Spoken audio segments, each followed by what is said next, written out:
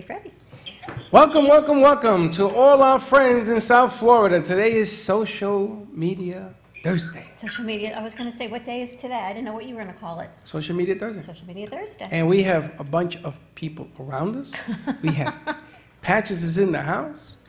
Studio audience going to be participating in today's conversation. And she's a guest who I know from someplace, and I don't know where I know her from, but I know her. I'm going to figure it out. You know her? I know her. Ever know? It's like when people say to you, gosh, you look so familiar, I know you. Everyone says that to you. I never heard that. You're right. Everyone, why is my thing over here? I don't know. What thing? What's wrong with you? My selenium. It has been a day of meetings and hanging TVs and noise and productivity. And tomorrow we're going to be at the Brain Bowl at Boca West, which is really exciting. I think 900 plus people are going to be there with three Alzheimer's associations, all under one roof, under one luncheon. No pressure, boys. Just saying, you got to do the right thing. Yeah. It's easy for her because she sits in the front and goes, it takes me that long to get ready. Why doesn't the camera go on? And we're trying to figure out a bunch of stuff. But we're good. We got all our ducks in a row. And no, we don't. Good. The TVs are, listen, you got to come down to the studio and check this out. Where are we, by the way? We're at 1440 North Federal Highway in Delray. If you go to Boca, I think it's the Flashback Diner. You go to Flashback Diner. Did you know that? What? You go to Flashback Diner. You have to lower that sound. Hold on a second. We're having some technical issues. You can find us on Facebook at the Brooklyn Cafe TV. Send in your comments. Today is Social Media Thursday. Thankful Thursday, we can call it. We can call it so many things. You can call it a lot of stuff. Yesterday's show was incredible. Did you? Did you get to watch the CNN? No, I was here. No, last night. Did you watch the CNN discussion? We were on at CNN? BBT? We were not.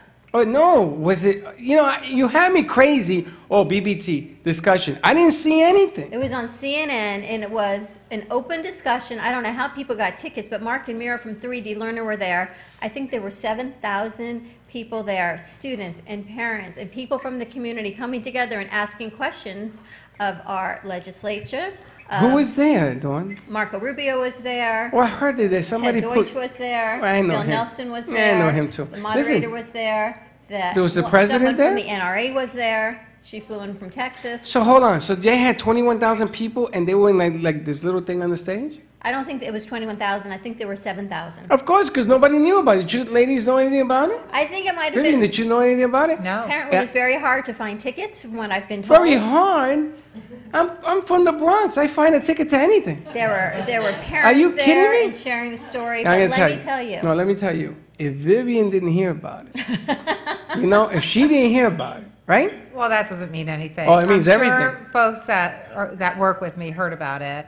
Me personally, probably not. I was out of town doing some work on behalf of another one of our companies, so I was not aware of it. I would But bet I $100 that they don't know about it either. Because Who's if they? Vivian don't know, whoever she's referring to. Oh, where she If Vivian was. doesn't know, nobody knows. This is like the best kept secret. But let me just tell you, not big on politics, and I actually was not even going to watch any of it. But I watched it because I thought it was my responsibility as a parent, not even as what we do in media, as a parent. So what happened? To watch. I was quite impressed. What happened?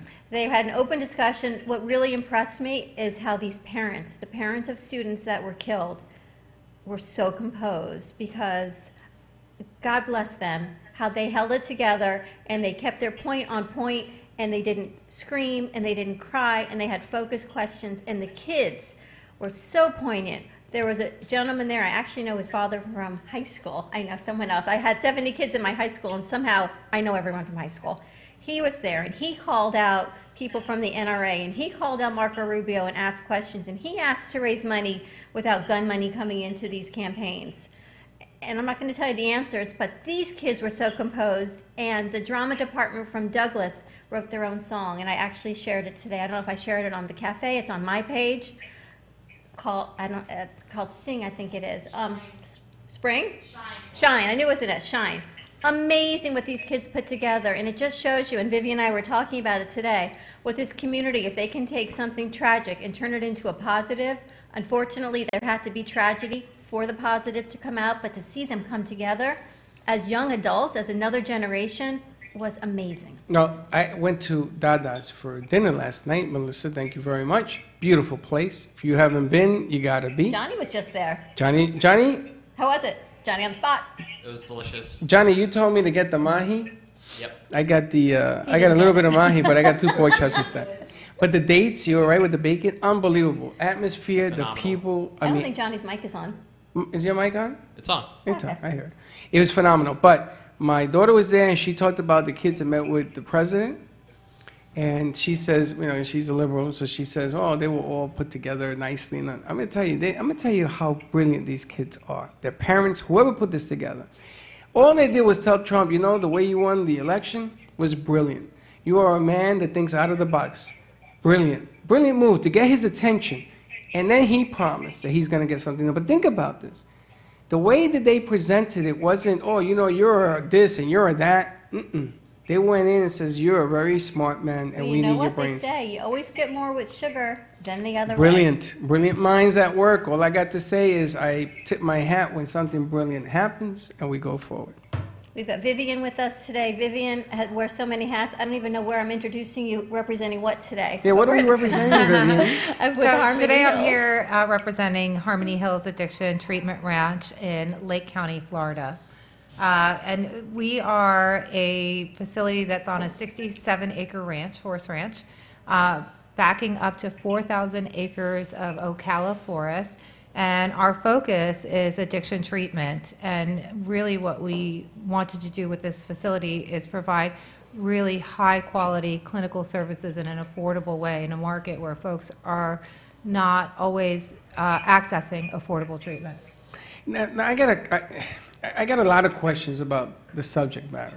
And if I say the wrong thing, pardon me. Again, I'm from the Bronx. I really didn't have too many filters. But it's a problem, right? Rehab is a problem in this country. It's a problem. And a lot of people over the years have talked about this problem. And it is, now they're throwing billions with a B. It used to be thousands. Now they're throwing billions with we have an issue in this country. I mean, we're killing ourselves. Right. And nobody seems to care. Well, the issue comes before rehab. The issue comes from the opioids, comes from alcohol, comes from so many things before you even get to the rehab. Right. Which is why we need quality rehab centers. What is Delray like the #1? Number one. It really is. And Florida has, I believe, has in a recent study that I looked at that was across 22 states. We had the most number of overdoses, ranked most number of overdoses in these 22 states in the study. And from 2015 to 2016, we actually doubled the number of overdoses in the state of Florida, and it's continued to rise. And it's not just a Florida. Why do you think that is? I think because of opiates in general. Why so much worse in Florida? Transient, good weather, beaches. Right. Let's get high in the heat. High in the Well, heat. I do believe that one of the reasons is we do have one of the higher populations in the United States. But the other reason is we have a lot of treatment providers here in Florida, and a lot of treatment centers that have opened in the last several years in Florida because it's a good market for recovery potentially. Right. And as a result, many of the folks that are in Florida right now getting treatment are transplanted from other states, coming from other markets into Florida for treatment. I like how she says potentially, because you know the issues that we have in some of the recovery centers in South Florida. Well, yeah, I want to get into that because, you know, getting into this market at this time is not necessarily an easy thing because everyone is afraid of who's out there providing services. Harmony Hills is a company brought by Chrysalis Health, and Chrysalis Health is, I've been with Chrysalis Health since it was a figment of 5 of our imaginations in the 1990s. And we've been around doing behavioral health services across the state of Florida now for over 18 years. And we serve about 30,000 people annually and employ about 850 people and are very well known for quality services in the state of Florida. We had Dr. Z on Monday from Chrysalis Health when we did Right. Mental Health Awareness Monday, and it was an amazing piece, and the information she brought forward. Right, and so she's awesome. I love her. She's great at what she does. And so coming from that background, we figured we do have the credibility to do this. We do have the clinical experience to do this. And how do we impact folks that are struggling today when they don't know where to go?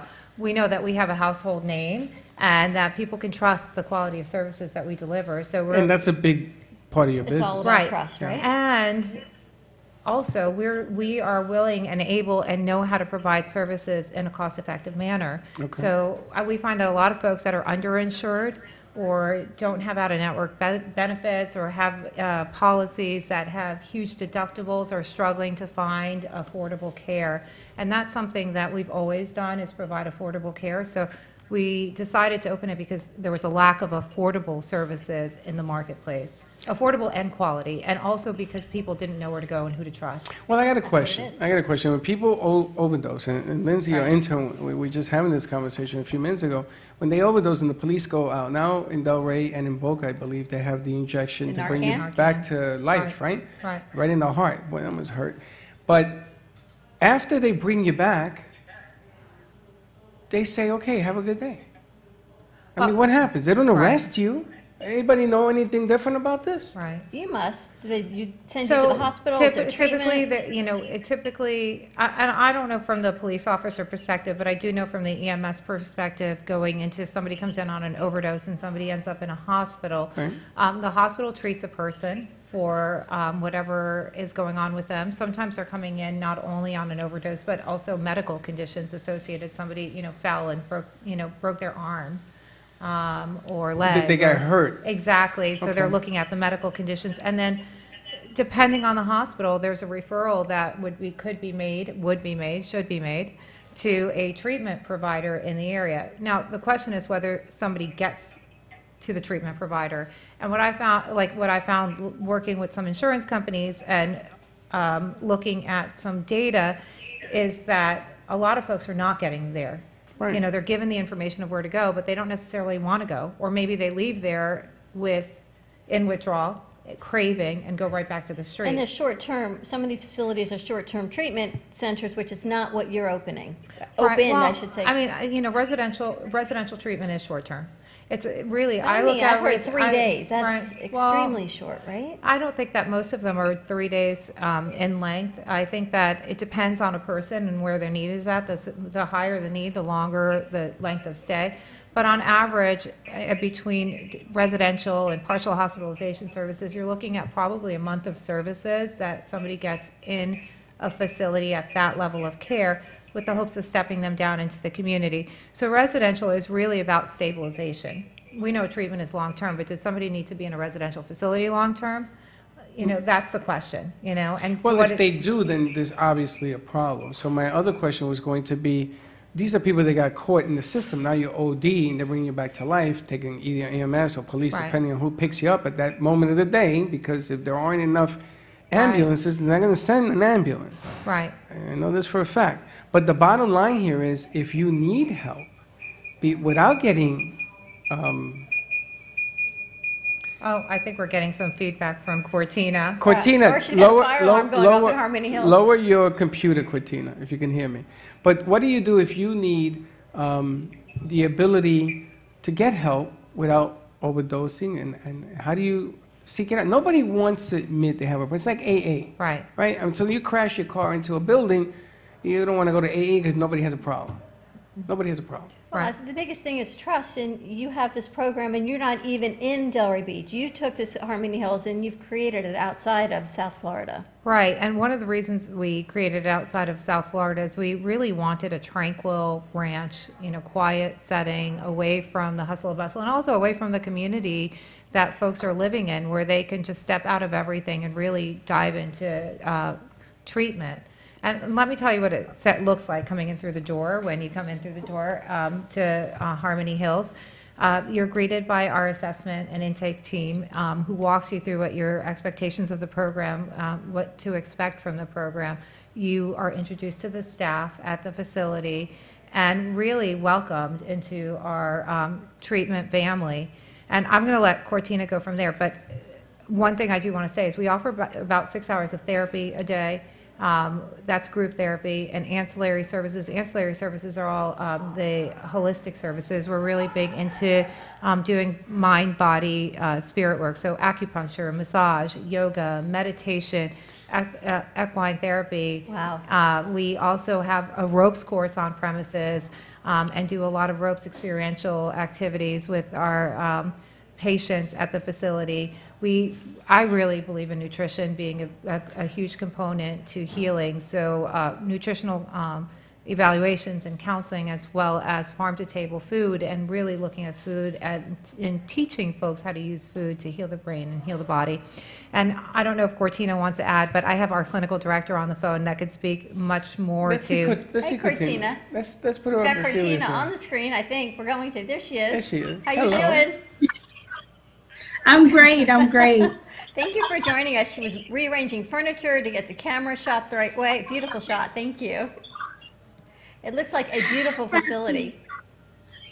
It is. It is actually one of the most beautiful treatment facilities that I've been in, not just because I work here, but because that's just what I believe. I'm from Delray. I'm from South Florida. So transplanting up here and just giving treatment a totally different face. You know, you can go to $50,000 treatment that costs, like I just said, $50,000 a month, but that doesn't mean that you're going to get the quality care that you need when it comes to clinical services. And me being a licensed mental health counselor, the quality of the clinical programming that we provide is very important, because this is not a vacation. This is a place where patients should be able to come, unload their baggage, feel comfortable with becoming vulnerable about their issues that they've stuffed and repressed and put inside of containers, and really be able to process so that genuine, true healing can begin to take place. Because like I tell a lot of the patients, this is just the foundation. It doesn't stop here, but this is where the beginning can begin. So when you walk into our facility, it doesn't look institutionalized. It does not look like your typical treatment center. It's very warm and inviting, and that was purposely done so that when patients come in, I don't feel like I have to say the right thing or I am institutionalized.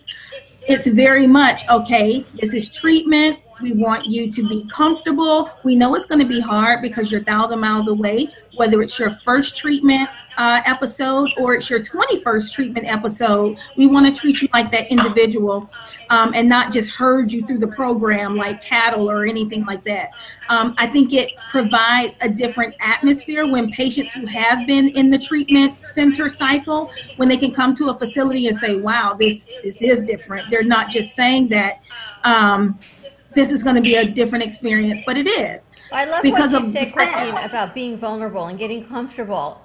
And even if you're not in a treatment center, you and I have talked about going to gratitude training. Yes. And part of going to gratitude training is not drug or alcohol or addiction recovery. It's just recovering, getting vulnerable with yourself and saying, you know what, I'm going to be authentically who I am, and unpack your baggage, as you say. And we all have baggage, but that you can recognize it at this beautiful facility under proper care is what is so impressive.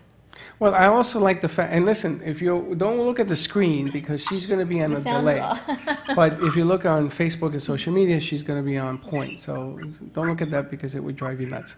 It drives me nuts. That's why I keep it behind me. But the interesting aspect is that, and this is located in Ocala, yes? It is. It's in Lake County, actually, in a little town called Altoona with a population of 72. Okay. It's super When are you close to going to bring Mount one of Dora. those over here? Well, you know what? We're probably not going to, because our goal is to really help folks in the community. We've always been like an outpatient level of care facility and intensive outpatient services. So we really feel like residential should be restricted to the folks that really need it the most, and that a lot of what we do can be managed safely in the community. Not everything, but a lot of what we do.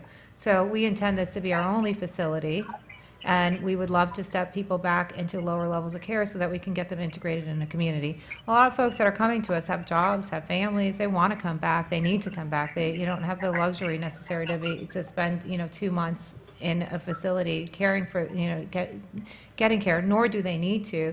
With some of the treatments that we have today, we can safely bring people back into the community after 30 days and integrate them and continue, and they can continue on their treatment process while going back to their traditional schedule. That was my question. How long is the treatment? So it's typically 30 days inpatient?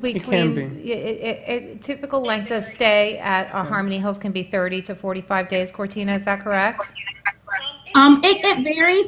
We're very individualized, and that's another good thing about this program is that it's not just insurance driven, because the insurance may say, oh, you only get 2 days of rest, but if we really feel that a patient requires this level of care, we can go back and appeal it on the back end. It's very, because you don't want to get in a cycle where, oh, insurance is not going to cover everything. Okay, thank you. You've been here a day. Now you got to leave.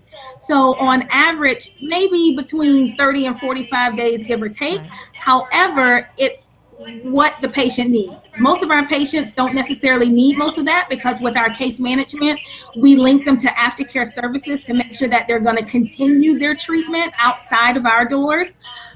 But it's very individualized with the therapist, with the case manager, with the insurance, with the family, with the patient, and we come up with a holistic treatment plan that's going to be beneficial not only to the patient but also to the family if they're part of the therapy. And what if now, someone family doesn't therapy have is also insurance, important. Bettina? You have private pay? We do. We do. So you have all these different. And then options.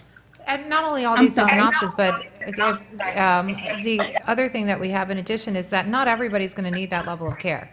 So we do a full assessment to determine where somebody would best be served. So there's different types of folks that are suffering from substance use conditions that have different experiences. A typical population that maybe we wouldn't consider is a population that has been treated traditionally for pain and has real, true pain.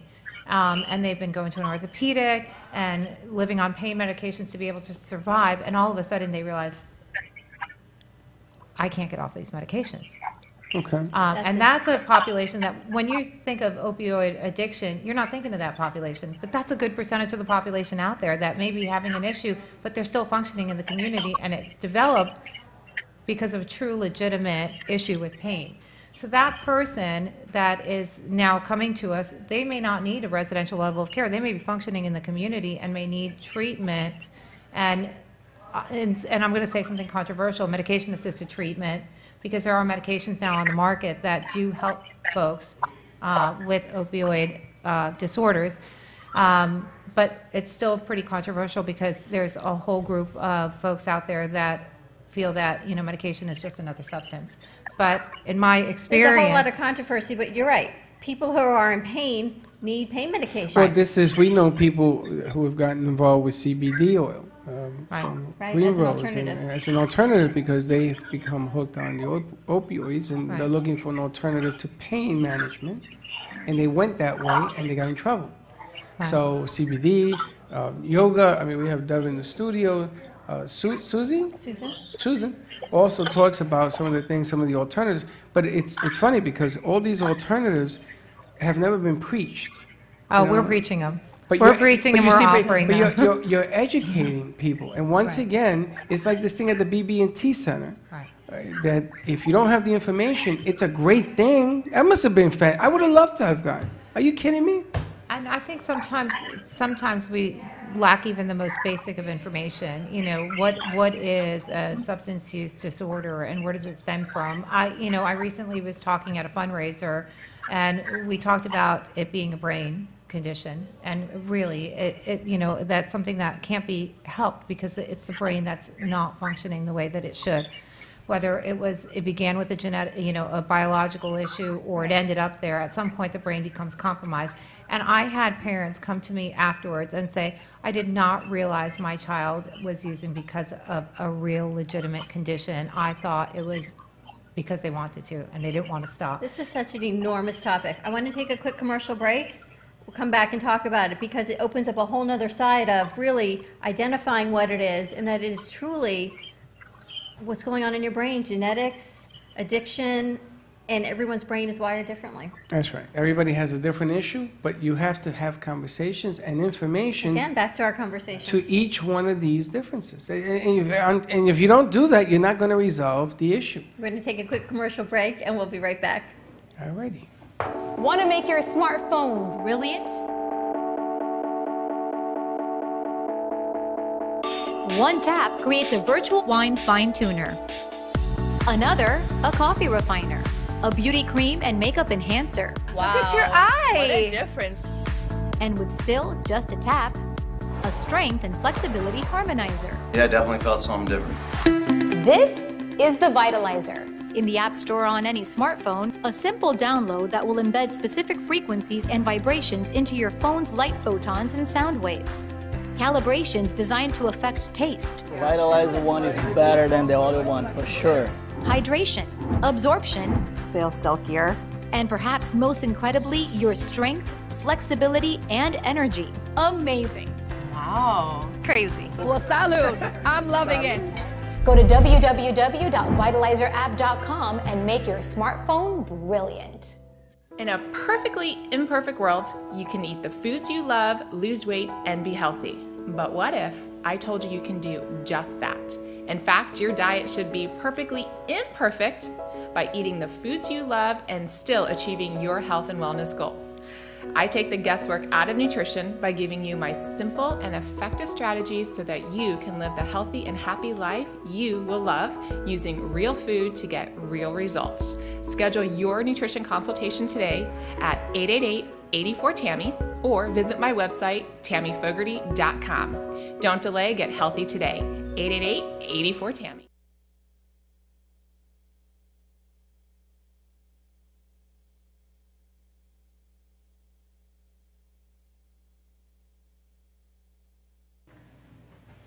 Oh, look at that. And we're back. We're back at the Brooklyn Cafe. That is lovely. We have a new piece of art hanging in our studio that is from Rocco's Mobiles. Mobiles. You know, you would think when it's a beautiful piece of art, it would have a bigger name than Mobile. And I asked him, I said, is that really the name we still use, like the kids' mobiles in the cribs? He said, yep, it's still a mobile if it hangs from a ceiling. But you know what's interesting? He said the best part of the mobiles is the shadow it casts on the wall. Why? That's what he, as the artist, thinks. He has a whole little alcove right here in the heart of Delray Gallery, and he hung it. And Dan says, that's my favorite piece. You know, why is it in here? It's funny because in the business, we don't like shadows, right, guys? That's what I'm telling you. Don't try and We get the don't like shadow shadows. out. Leave the shadows on the We wall. don't like shadows. It looks like you have a halo over you. It does? Yeah. Okay, I'll take that. Leave the shadows on the wall, which is a great segment to get us back into Harmony Hills. Everyone comes with shadows, I am sure, when they're dealing with addiction and recovery and getting vulnerable. Everyone. Tell me the services that you offer at Harmony Hills, because we talked about opioids. Do you have a physician or a nurse practitioner on staff? Absolutely. What- I'm going to let Cortina Okay. answer that one, so she can tell you all the staff that we have there, and I'll, again, talk about the modalities that we use and also our evidence-based practices. Great. Thank you, Cortina. Yes, we do have a ARNP. We actually have two of them. We also have Dr. Dom. We have our nursing staff that is here with the patients because we administer the medications to the patients. They don't have their own medications. We have tech staff, we have our clinical staff, and all of our therapists are EMDR trained. So it's not like you're just coming to a facility and you're only talking about substances and your addiction. No, we go deeper. So I call us the ditch diggers because we get shovels in our hands and we dig up the skeletons and the bones and the things that our patients have tried to repress. The shadows on the wall, see? There's a perfect segue they had right there for me. How many people, how many patients do you have currently? And then how many, I know you're opening tomorrow, more. Yeah. So yeah, we started off with one of our buildings, so our capacity is 446, and we just have one building open of the four. So I think we're at about 7, right now. But we wanted to walk before we're brand new. We've only been open for 2 months. We wanted to walk before we ran. And so tomorrow's our open house, and we intend to open the next building next week. And so far, we've had a really beautiful reception. The community has welcomed us, opened their arms to us. And we've gotten to know a lot of the community, the addiction treatment community, the wonderful players in the community, and have really started to work collaboratively in a beautiful way. And we've had some amazing results so far, so we're excited. And one of the things I do want to say when I say about the amazing community, despite the fact that we have a reputation that's questionable in Florida and treatment providers, I want to put that on the table because that's a legitimate issue, and we've heard about it on the news. There's amazing providers, and a lot of people have gotten into recovery in Florida, long-term recovery, and our success stories as a result of the amazing community we have. because of the boom in the treatment industry, we've had a lot of new people come into it, maybe folks that don't have the experience, that maybe thought it was a good line of business and aren't clinical. And as such, because of that, our reputation has been a little bit compromised, quite compromised due to the boom in the industry. However, there was a foundation here in Florida before those players got involved that have been doing work and incredible work, and that are constantly striving to bring the best evidence-based practice and clinical services to folks. And that community is amazing. They're doing amazing work. And what you're doing is amazing. And this is a topic we never touched on last year at all. And again, with the mental health awareness that we're coming forward with and meeting you and the recovery, and we have a show. People don't talk about it. We have a show now called Muriel Uncluttered. Yes. And when Muriel started her show, it was not about that. It was her story. And the more guests she comes on, and when you see someone's passion come out, and you realize that is where their show needs to go. And her show is really focused a lot on recovery. We had Rabbi Jenny on the other day, and she's talked about a recovery center. And I know Muriel, she's already going to say, can I reach out to Vivian and hear about it? Because it's what's so important when people can be authentic and come forward and say, you know what, admit I have it. Right. They're in recovery, which is enormous, just to be in recovery. That's what she said last week. Remember, someone wrote in and she said, just that you can say you're a recovered addict, congratulations to you. Right. That's what Muriel said. I agree. I think in Florida, too, it should be a little bit easier, especially in Palm Beach County. I find a lot of folks in recovery stay down here because there is such a great community of folks in recovery. So there isn't as much of a stigma as maybe that in other areas where you don't see as vibrant of a community. But I agree, for so long, folks have considered substance use conditions not to be true medical conditions. You don't see anybody being ashamed to say, I'm a diabetic. That would be silly, right? I got the flu, but they won't say, right. I'm not wired right, or I have a problem. Right. And we talk about addiction, and a friend of mine, we have this debate many times on Sunday night dinner, and she says, when you have that addictive personality, one pill, one drink, for someone who has the genetic predisposition to it, it will set you on a path. And then others say, no, how can one pill and one drink do it? So it is a debate that we have constantly. And you're in this every which way between Chrysalis and Harmony Hills and what you're doing with Casa Monobliss. You're surrounded by it. Right. This is what I do. What do you think? I think, and I'll let Cortina expand on that, I think that there's not just one reason for addiction, nor is there just one answer for addiction. I want to say that because I really believe that. I think it's all very individualized, and that we have to, as Cortina said, dig deep to figure out where's the root cause of this, and also what is the best plan of care for a particular person, because there's many paths to recovery. And it has to be paths that are reasonable for that person, that they're going to be able to invest in. And when it comes to why, there is a genetic predisposition for some folks for addiction. We know that to be the case. There's also other things that happen along the way. There's trauma. There's mental health conditions that compromise folks, or self-medication. Maybe something starts off with self-medication. So we have to really look at the individual and see what their experiences were, what they came to the table with, what their background, what their family background was, what they've experienced along the way. And then when we figure that out, we understand where they are and how to best shape treatment for that individual. But even when understanding how to best shape treatment, we still need engagement. So then we ask, we really say, here are all the tools that we can use for treatment. How does this fit into your life? Because if it doesn't fit into your life, you're not going to do it. It has to work in your life. And Cortina, Vivian and I were in a meeting today and talking about Chrysalis and how each treatment is individualized to the individual. However, you use scientific modalities, and then the approach gets geared towards the individual. Well, can I say something to that, Cortina, real quickly? So there's multiple modalities. So when you look at evidence-based modalities, there's not just one. The cognitive behavioral therapy. A lot of us use cognitive behavioral therapy because it works particularly with this population. But EMDR, that's another thing that Cortina was talking about. What is EMDR? Cortina, you can talk about that one. Let me go one more. Traumatic incident reduction therapy to work with folks with trauma. So there's motivational interviewing and motivational enhancement therapy. All of these are evidence-based protocols or modalities to work with folks that have substance use conditions. And so you have to really pick what best works for that particular person. And I'm going to let Cortina talk about EMDR because that's her thing, not mine. All right, what's EMDR, Cortina? Eye movement desensitization reprocessing. So let's just say there's a traumatic experience. It's almost like that feeling and that thought and the way that you're processing that gets frozen in the brain. So basically what EMDR does, it agitates it, and think about it like a moving train.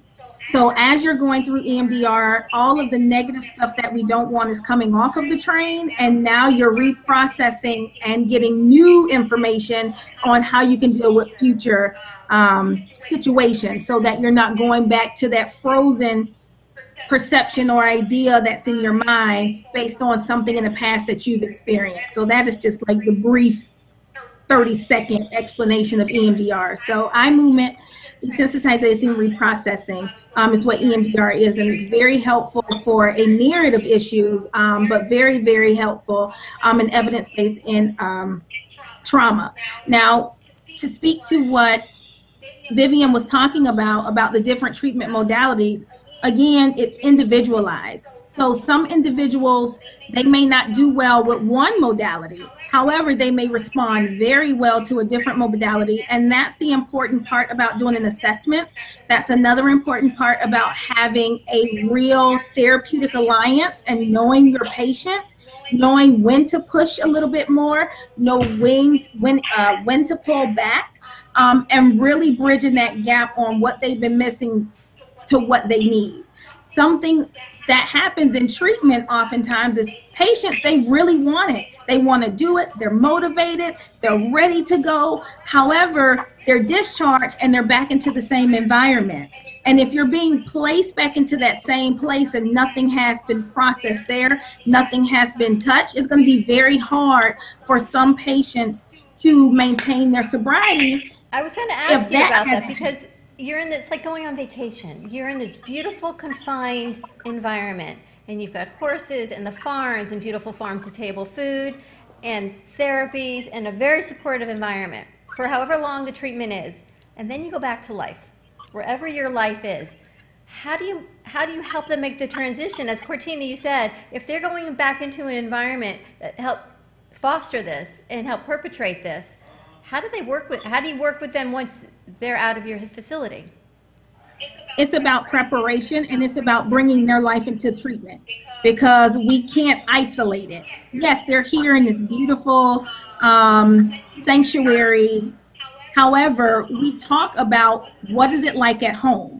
What's going to be the barriers preventing you from being able to maintain your sobriety? And we just very candidly put all of the stuff on the table. You lay it out, because you can't ignore the things that they're really going to go back to. They might be in a very toxic situation. Not everybody can just pack up and leave. So what are the coping skills that we can teach them while they're here? Okay, let's do some role play. Let's do some empty chair. What are the things that we can do right now here to prepare you where you're in a safe environment, so that now you've gotten some of that process, now you've gotten some of that practice, so when you enter back into your environment, it's not brand new. Now, we can't role play every scenario. That's just unrealistic. However, if we can talk about it, if we can get them to thinking about it, and if we can do a real comprehensive recovery plan for them that's going to be beneficial and fit into their life, then we've jump-started the process. And can I add that the linkage, the case management and linkage back to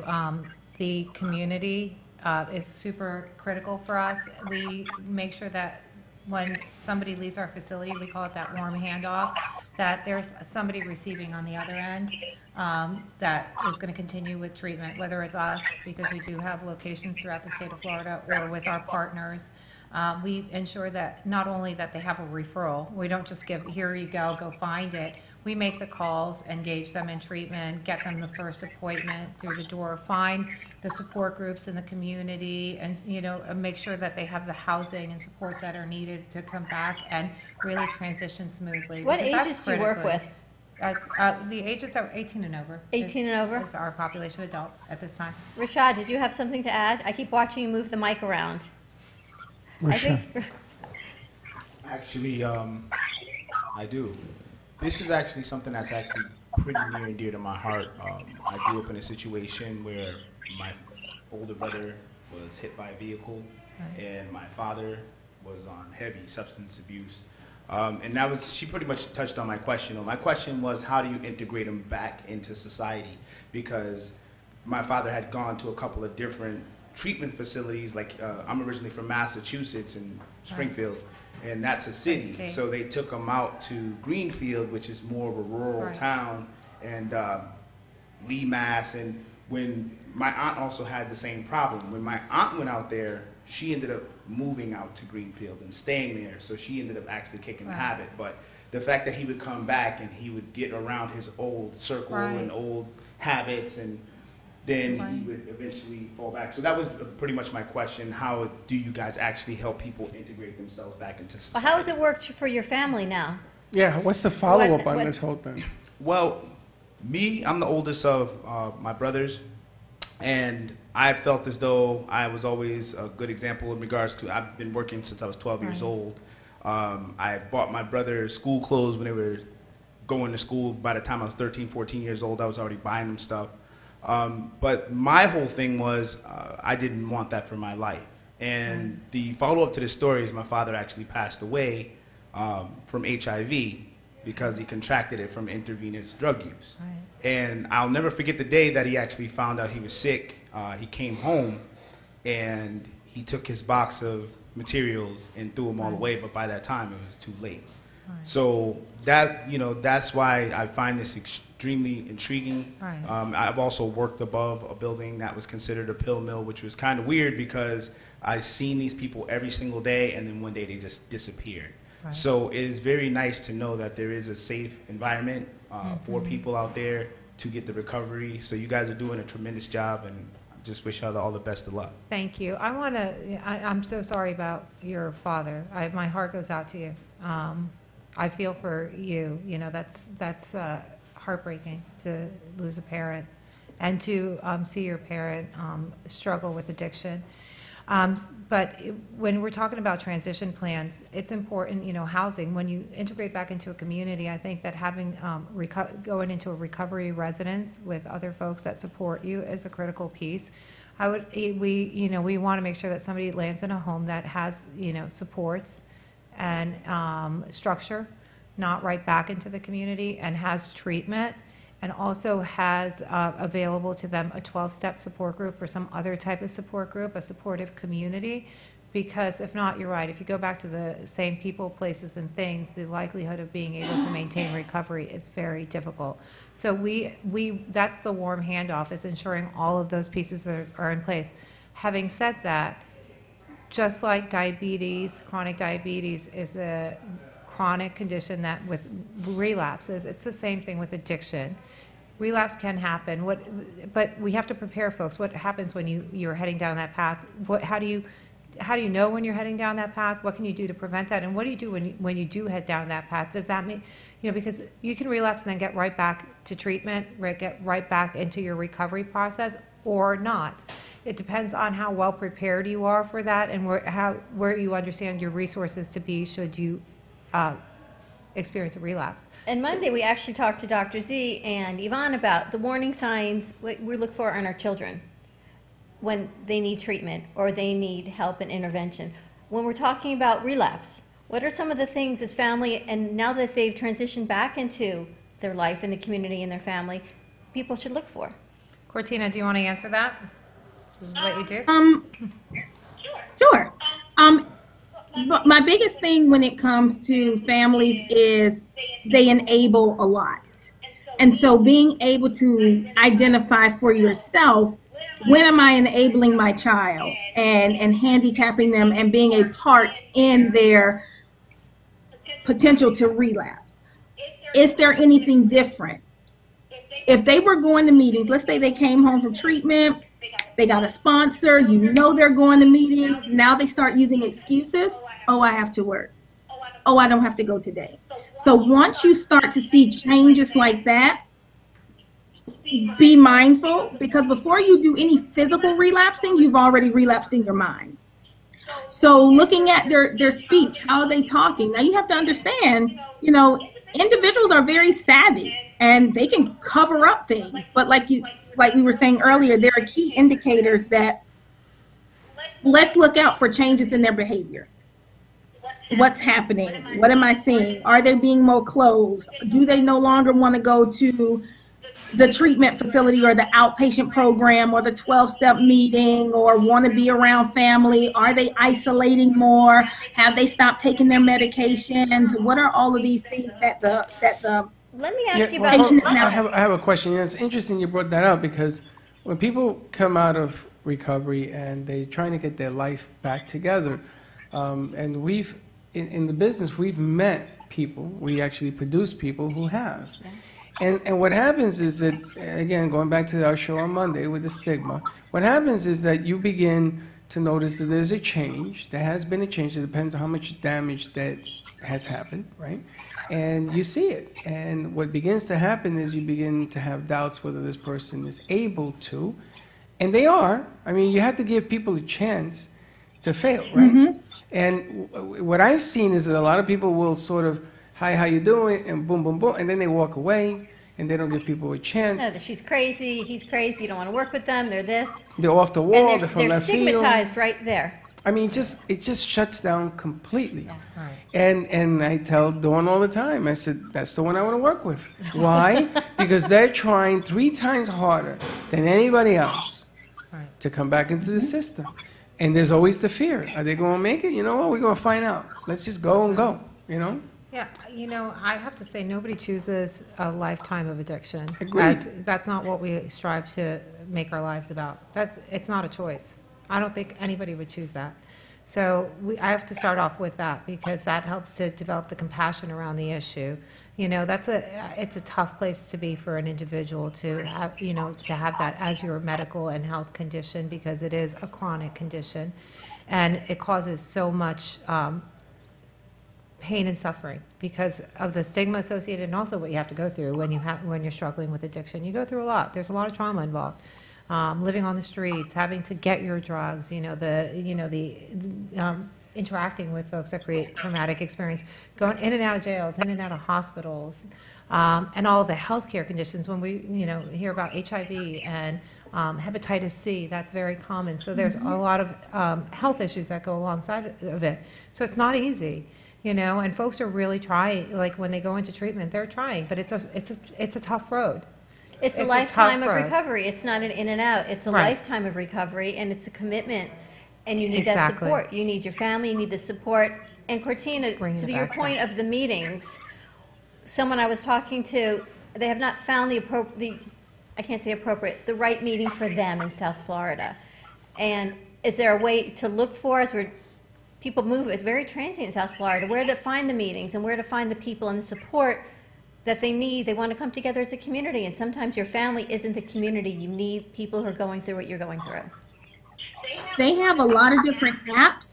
No matter where you go, if you go out of town in your area, they have for that. That's amazing. Where you can just type in meeting, and whatever meeting is near you, they have meetings all day, every day for seniors, for teens, for young adults, for business people. They have different types of specific meetings for different people. They have big book study, they have speakers meetings, they have AA, NA, you have Celebrate Recovery, you have Smart Recovery.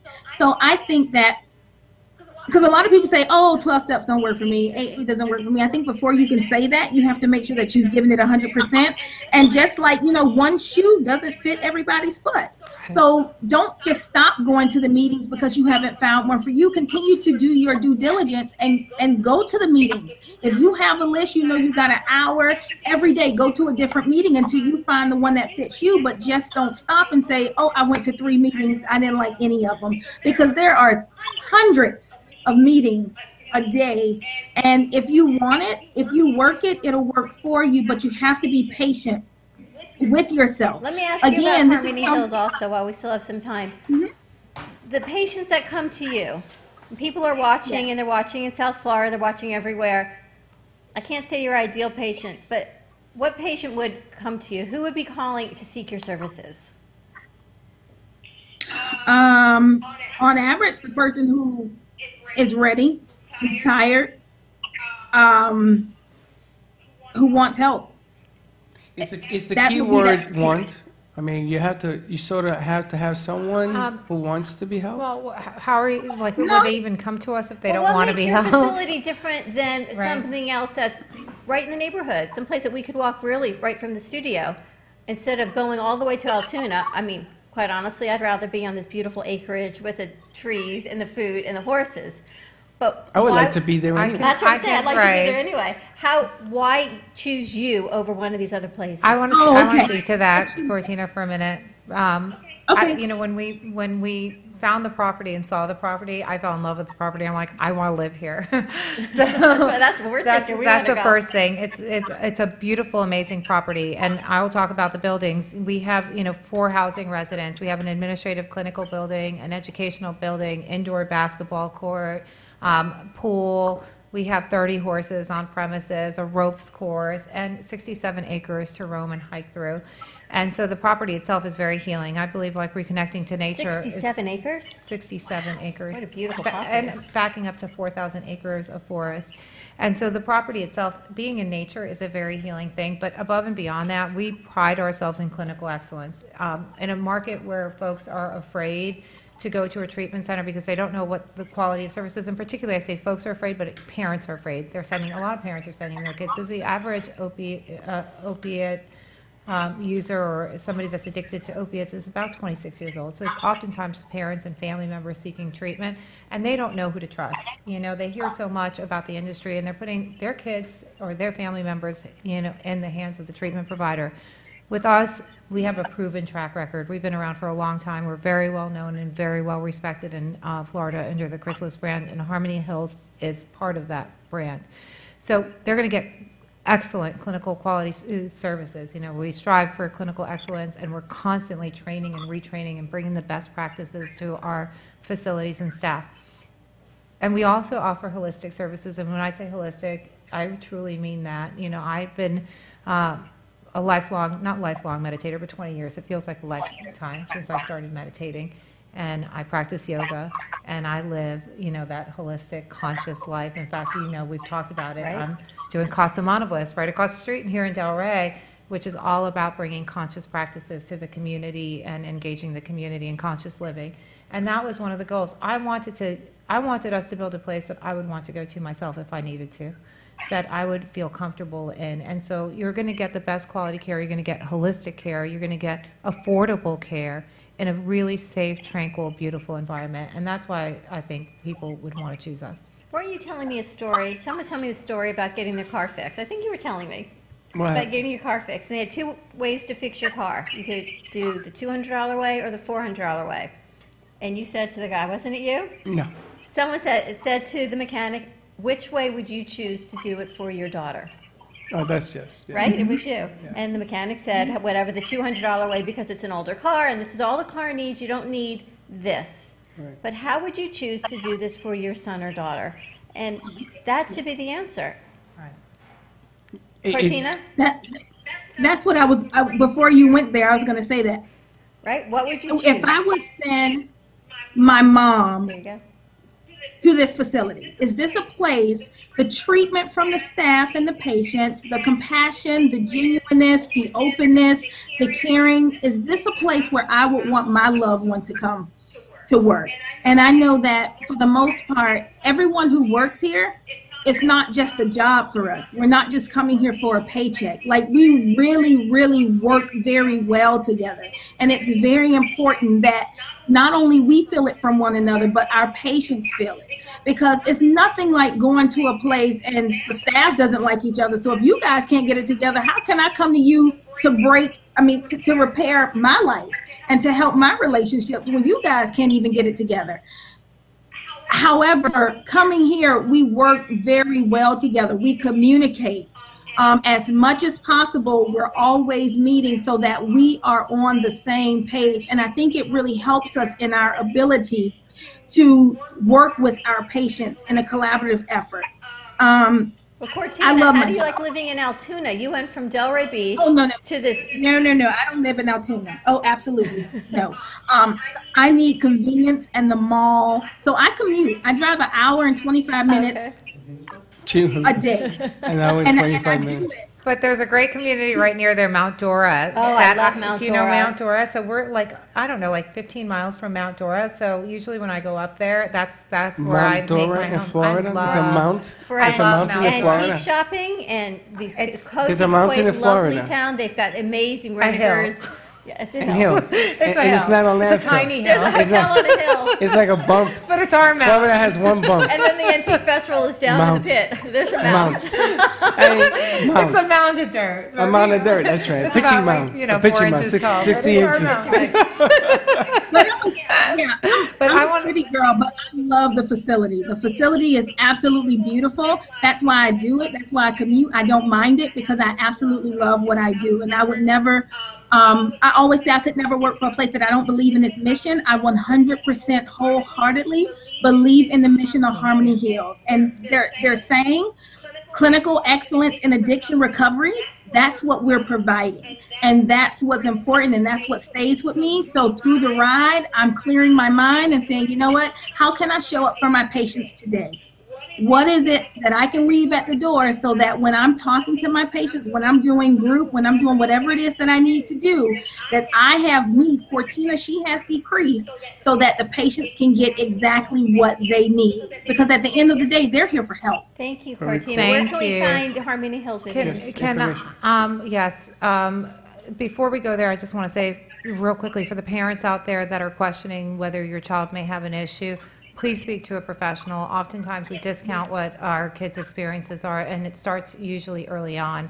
Folks that, you know, typically we're looking at like 12-year-olds, 13-year-olds, 14-year-olds at the time of engagement, and not everything is experimentation. Oftentimes I hear parents come to me that think that their child is experimenting, but when we start talking about the drugs that they're using, it is not experimentation. So if you have any questions, please contact us or contact a professional and at least get an assessment. Early intervention is key to long-term success. The longer you wait, the more likely that it's going to, you know, be a more difficult road for the person. So I wanted to say that. And Cortina, can you give our number out to folks? How do we get in touch with you? How do we find Harmony Hills? How do we find Harmony She's Hills? looking We don't for know she it at doesn't the know how top to of our find. head. I think it's one. The number is, the office number is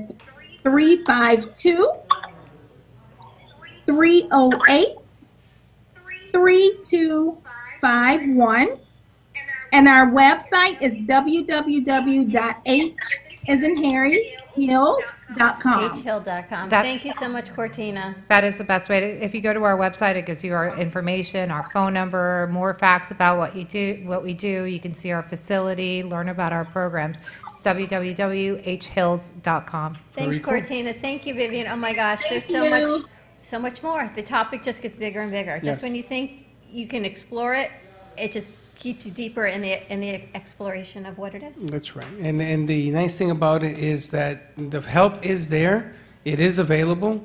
And like I said before, there are no more excuses. And you know, at the end of the show, I usually say, don't be late. I'm going to change that. You are? Yep. All I'm right, going a new everyone. thing. Tomorrow we're running a tape because we will be at the Brain Bowl. We will be at Boca West with Pam Polani and 899 of her closest friends and supporters from the community. But we will see you Monday, same time, same place. And please be kind to each other. Have the conversation. Read the signs. And read the signs. Read the signs. Bye-bye. Talk to you tomorrow.